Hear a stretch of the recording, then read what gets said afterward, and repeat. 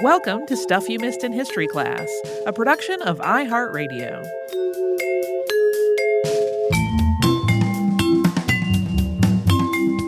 Hello and welcome to our casual Friday chats behind the scenes of Stuff You Missed in History Class. I'm Holly Fry. I'm Tracy V. Wilson. And today was Emergency Medicine Week. Emergency Medicine Week. That's where my brain's at. It's a little broken at this point. Yeah, me too.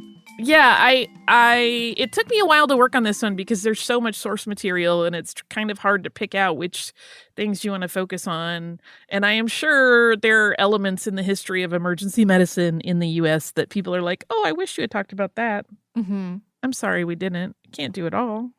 Yeah. I was a little bit struck because I am one of those people who is not great about maintaining a regular GP. So I'm kind of one of those jerks that's like at the emergency room going, something is going wrong. And they're like, who's your GP? And I'm like, I don't have one. I do right now. I'm being very good. But as we were talking about how people use it for outpatient care, I try not to. I literally would not go if it weren't an actual situation where I was like, we should address this quickly. But I still realize, like, it's better to have baseline health knowledge of yourself.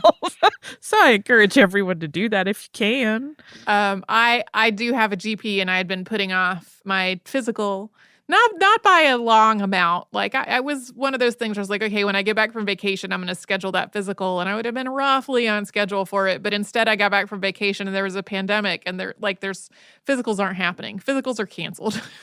Yeah. Gonna have to do it later, along with a lot of other chores that I was also putting off until getting back from vacation. Well, and being in a pandemic has changed the way I look at emergency care in general. Mm-hmm. And I know, like, I have seen videos made by doctors where they're like, if you have an emergency situation, come to the emergency department. We want to fix you.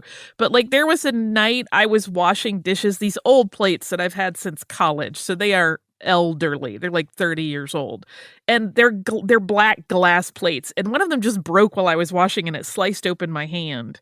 And I'm standing there like watching it bleed. And I'm like, how bad is this? Because like, could I do stitches by myself at home? Because I do not want to go to a medical facility right now. Yeah. One, like there's just the fact that there's potential exposure to additional illness. But also like I would feel like a jerk being like, I cut my hand on a dish when I know those nurses and doctors and other medical staff are so slammed with a pandemic at the moment. Yeah. I get daily updates from our mayor.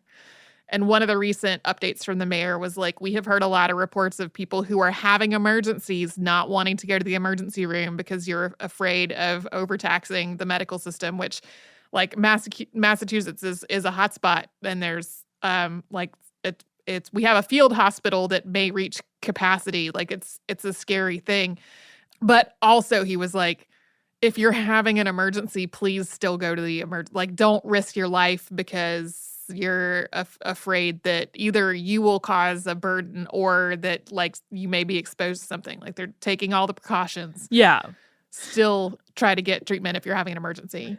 For the record, my hand is fine. I didn't have any stitches. It was just one of those things, you know, when you cut your hand, there are a lot of capillaries and whatnot going on there. It bleeds sometimes a lot. And I don't want to be graphic, but I did slice open some skin and I was just kind of doing that, like, how bad is this? And it's fine. It's healed now. It's A-okay. I have always said, you know, when people say like, what job would you want to do other than yours? What job would you never want to do other than yours? I could not work in any medical field. Yeah. I just couldn't. And I'm not even that squeamish. I just don't think I could do it. Right. We, I think, have discussed on the show before that I am not okay with vomit in a lot of contexts. So that would be a disqualifier. One of the things that surprised me in these episodes this week was I thought that the 911 system was slightly newer than it really was. Because, like I said in the episode, when I was a kid, we didn't have 911 at home.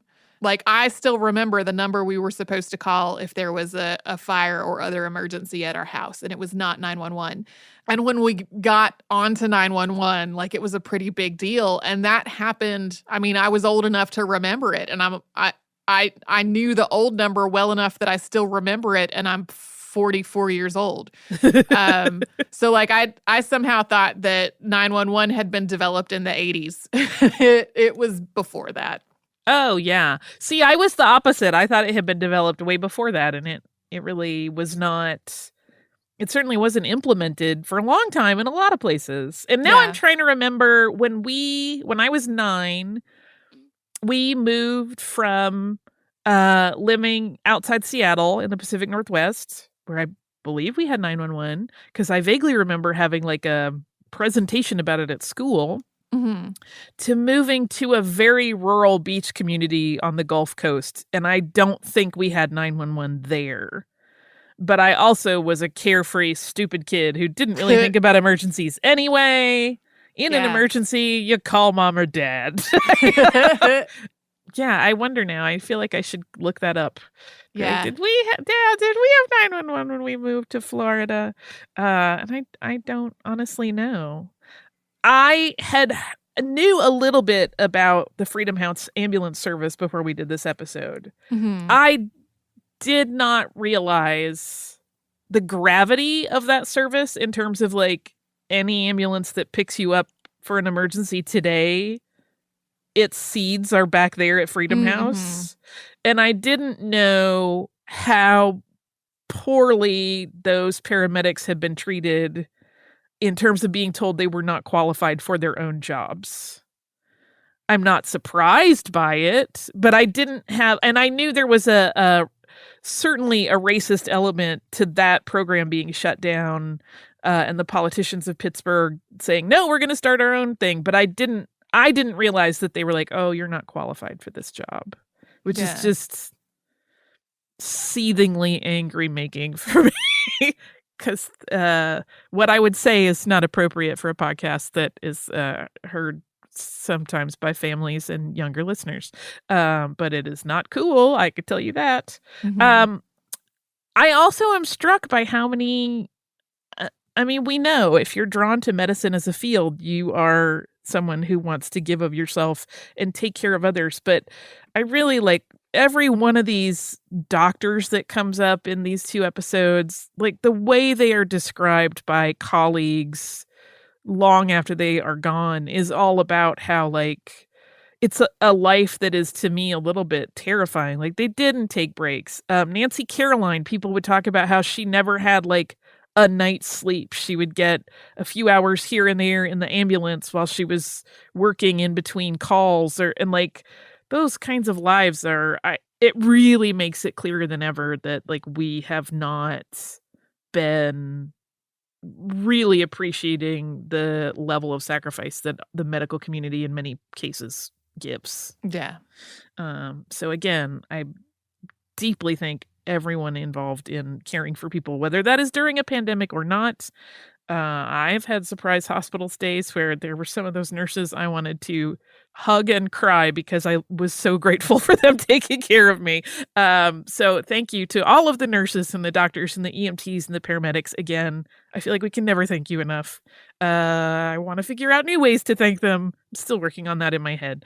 But I think that pretty much covers it for today. Otherwise, I'll start crying because I always do. I'm not laughing at you. That was like a You can. It's valid. I'm thinking ahead to what we're recording next, where I have picked a listener mail that I'm honestly not sure I'm going to be able to read without crying. Well, we will get through it in pieces. There's the little inside information, is that sometimes we read things one sentence at a time. Yep. Might happen. And then take breaks, and our amazing producer-editor, Casey, cuts out all of the pauses and the crying and the give me a minutes. and then he makes it into an actual functioning discussion or sentence. Yep. So Casey's another one who we always have to thank profusely. If you would like to write to us and share your listener mails, your pictures of kitties, your pictures of your bathrooms, which we talked about in one of our listener mails, which I loved, you can do so at historypodcast@iheartradio.com. You can also reach out to us on social media. We're everywhere as Missed in History, and you can subscribe to our show if you haven't already. That is easy to do on the iHeartRadio app, Apple Podcasts, or wherever it is you listen.